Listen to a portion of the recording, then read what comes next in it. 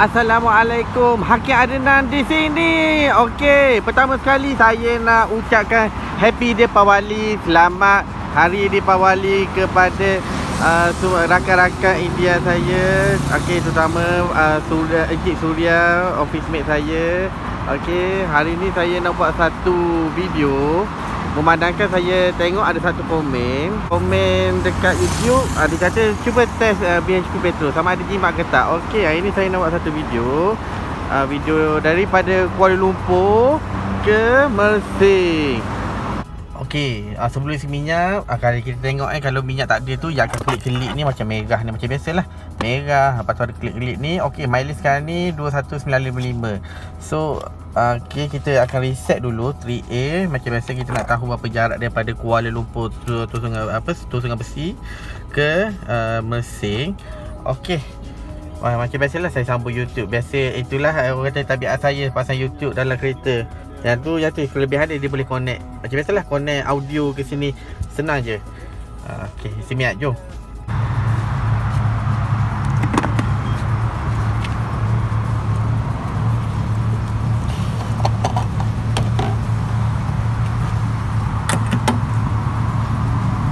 Okey, alhamdulillah kalau penuh. Jangan ikut nombor kadang-kadang tak betul, kadang-kadang 409, kadang-kadang orang kata 500, kadang-kadang 450. Okey, dah penuh. Okey, kosong-kosong. Okey, saya isi dalam 70 kan. Pakai PW. Okey, yang ni 20. Yang ni 50. Sorry dah untuk transaction kedua sebab dia salah faham. Saya ingat isi 20 padahal saya isi kata saya isi 70. Okey, tak apa, itu hal kecil. Lepas tu apa nak saya nak kata lepas tu je kalau nak isi kereta ni, kalau penuh betul-betul maksimum RM69 lah. Untuk minyak BHP ni ada minyak lain-lain pun samalah. Kan. Lepas tu ada balance RM4. Lepas tu saya tolong isi ni lah brother yang bawa motor tu. Itulah rezeki dia kan. Itulah, saya tak tahu nak apa. Penuh sangat dah ni. Dah melimpah ruah dah ni. Okey, doakan saya perjalanan ni lah selamat sampai dekat Mersing. Okey, let's check it out. Sebelum kita mulakan perjalanan, kita minum Costa Ice Cappuccino dulu. Dah lama tak minum air ni, Costa Coffee ni. Semua stesen minyak dah ada Costa Coffee dah semua. Tapi favourite aku memang espresso lah. Tapi tak apa, kali ni kita minum cappuccino. Okey, saya difahamkan minyak BHP ni lebih jimat daripada Petronas, Shell. Betul ke? Okey, kalau macam tu kita kena buat ujian ni, orang kata ujian eksperimental lah, sama ada betul-betul jimat ke tak. Kita tak boleh lah nak cakap saja kan.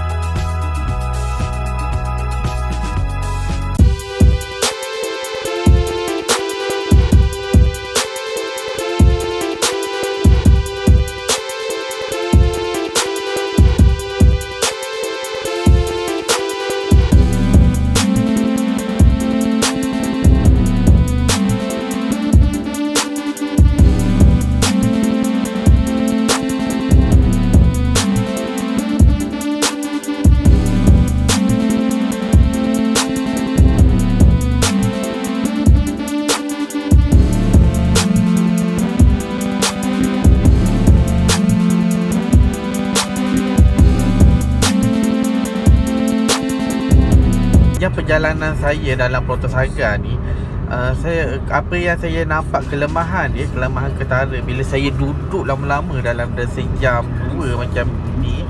Saya rasa pinggul saya ataupun dia punya tepi tepi pinggang saya ni rasa sakit lama-lama.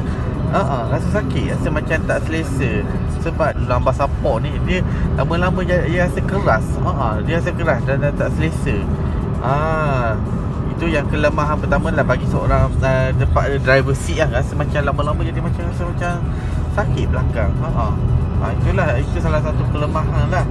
Okey, yang kedua untuk berbadan saya. Okey, saya nak beritahu Proto Saga ni Kalau orang yang setinggi 160 cm ke atas, kalau setinggi macam 180, saya tak galakkan lah untuk pakai Proto Saga, iaitu ataupun senang cerita segmen A lah. Kalau orang yang badan dia tinggi, macam kawan saya macam Ashraf ke apa kan, 170, 180, saya galakkan pakai Persona lah, ataupun segmen B yang lain. Sebagai contohnya Honda City ke, Mazda 2 ke, Toyota Vios ke, Toyota Yaris ke, Honda City Hatchback ke, itu yang sesuai. Ataupun Pro 2 Myvi, itu yang sesuai. Sebab itu pendapat saya lah. Sebab lama-lama kaki saya dia macam rasa macam agak cramp kalau lama-lama ni. Termasuk kaki yang pegang pedal ni, ini tak boleh lama.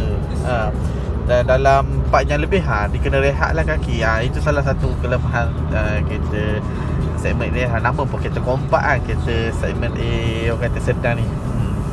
Itu saya boleh bagi tahulah sedikit sebelum membeli, orang kata buat keputusan membeli kereta ke apa kan.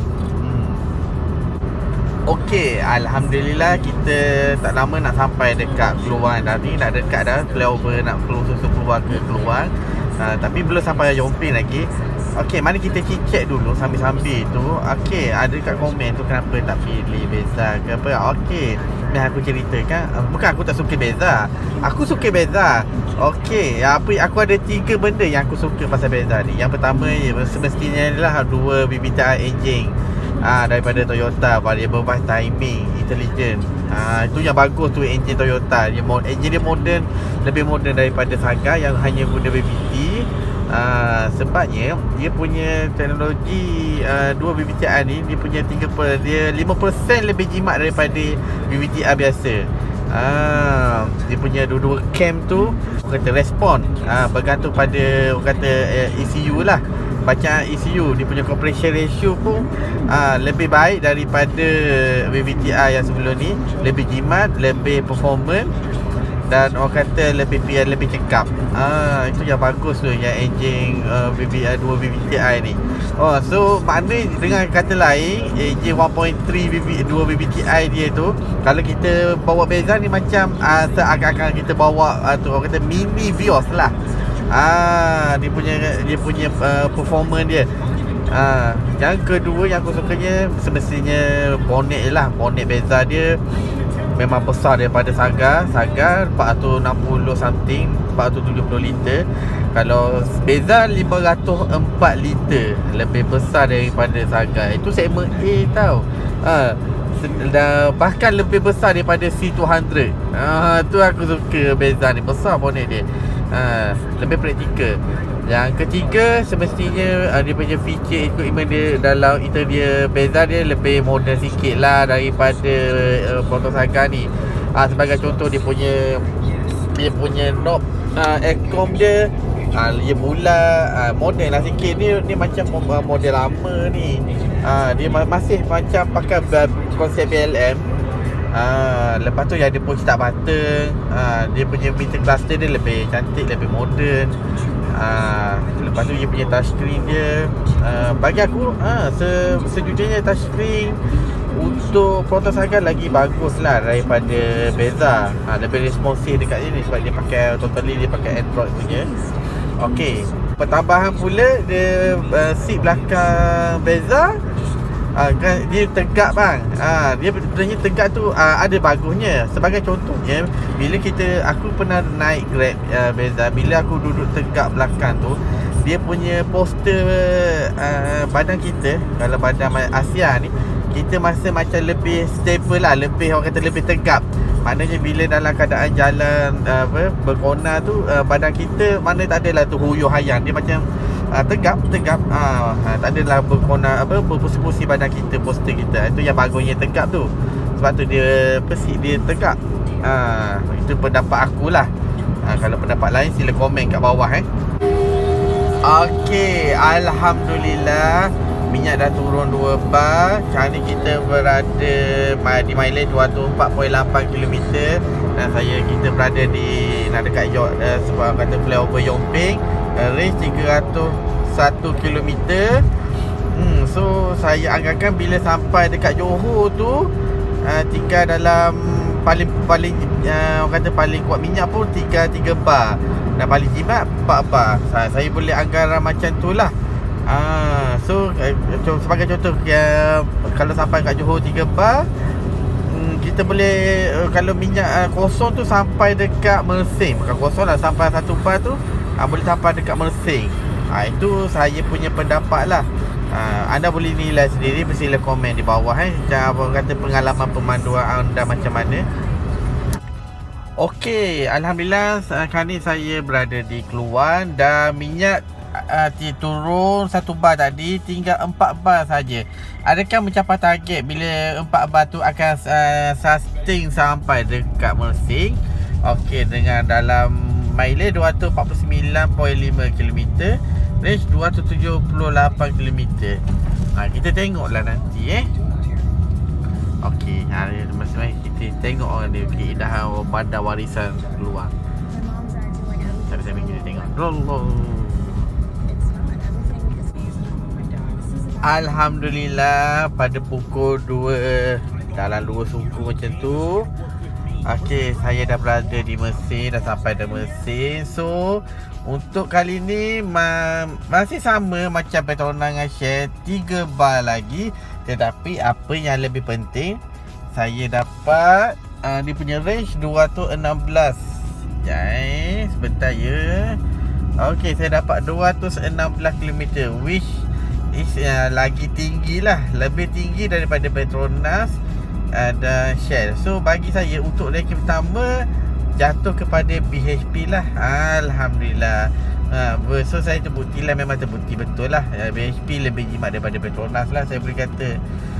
Yang nombor 2 Petronas, nombor 3 Shell. Okey, so untuk range 216 km, adakah boleh sampai ke orang kata Kuantan ke tak sampai? Yang akan kena isi dekat Romping, saya boleh anggap macam tu. So dengan trip sampai dekat Malaysia 335 km.